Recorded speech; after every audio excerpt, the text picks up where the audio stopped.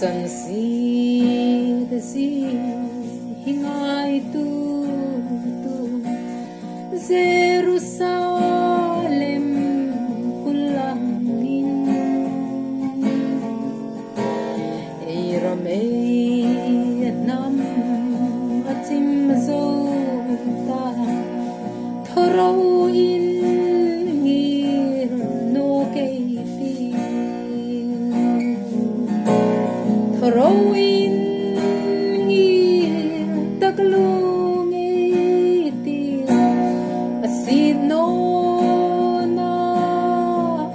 no shil si ta ei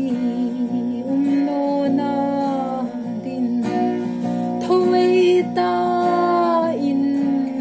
ni re ti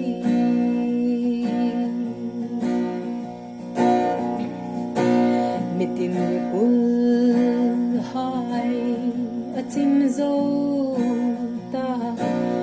sung tin kul hai atim ta ko shan tin a chim ta bo ka mi hai su ka e ta throin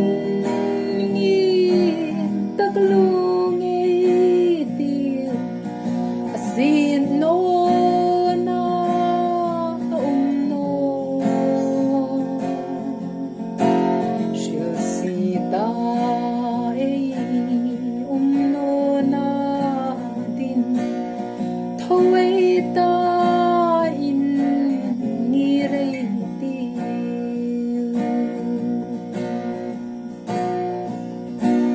lalpa ke le kapasu ha idan kan lo bosita sin khom o lal pa kangen che kamit khi theil no thro in ngir taklung ei ti asin no na no shil si ta ei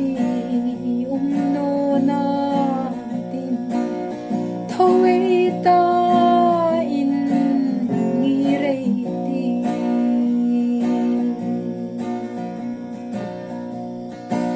imi hai chu lo sul ta in kol kil tin lo tlung sin khom an sul hai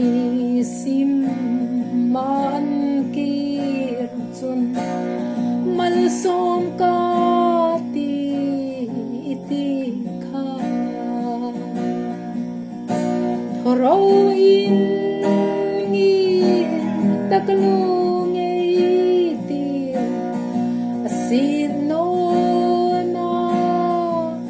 no shil si ta ei no na din thoi ta in ni re ti mitin kul hai